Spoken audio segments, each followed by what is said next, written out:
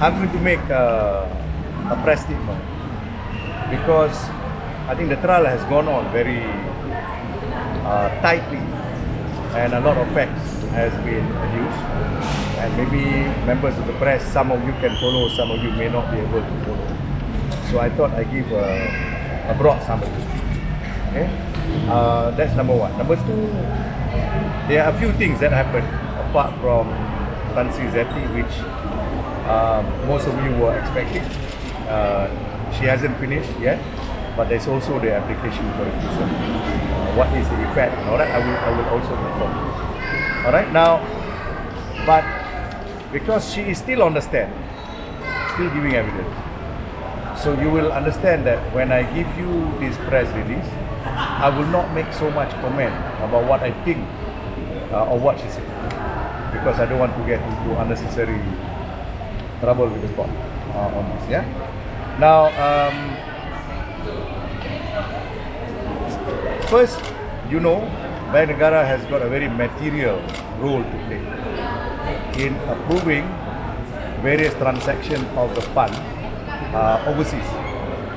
Now, you are aware that Bank Negara played a role, especially in the 700 million that has gone wrong to Good Stuff, which finally was taken by Jolo fully, because that is the company belonging to Jolo, not one and we have shown that the application to Bank Negara to begin with in the first place was the money of 1 billion in one account is to go to PSI 1MDB joint venture company.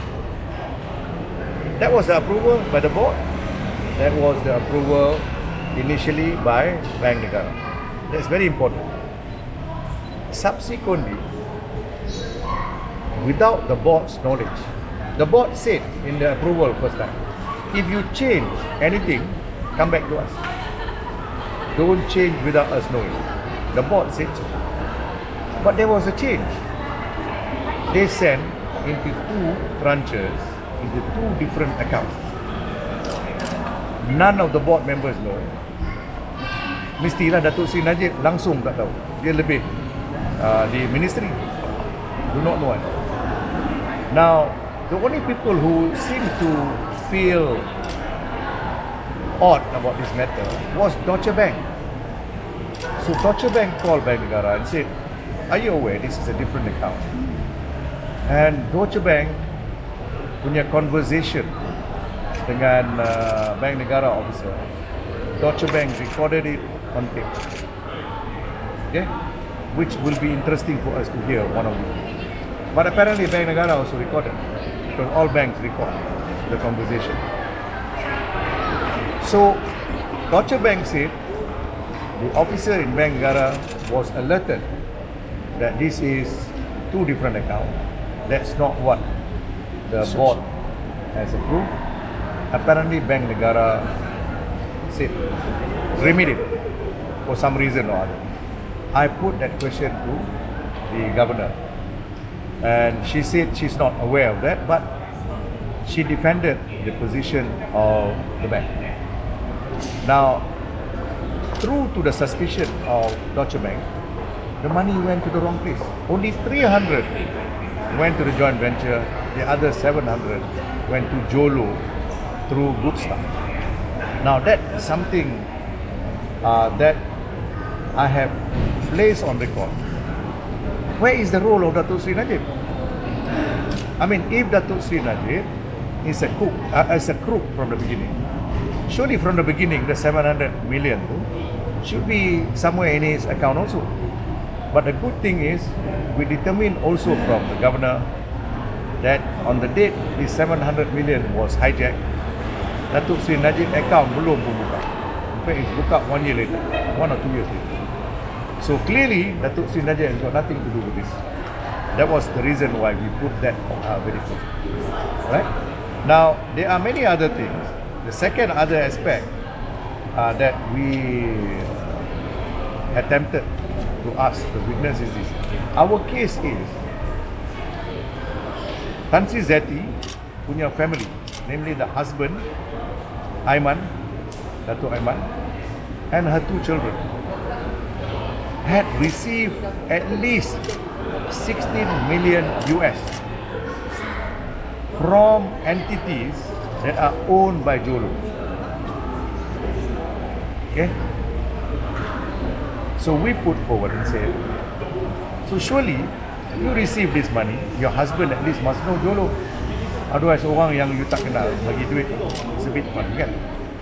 So we also asked her whether she knows Jolo, and we put forward the question, did you socialize with Jolo in the house together with your family, even to the extent of having pasta cooked by Jolo and things.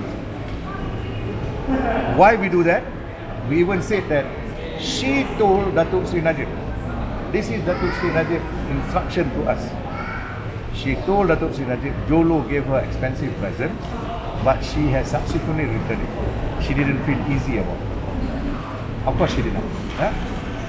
Now, our case is that because of this compromise through your husband and through Jolo coming to see you and all that, you have been negligent.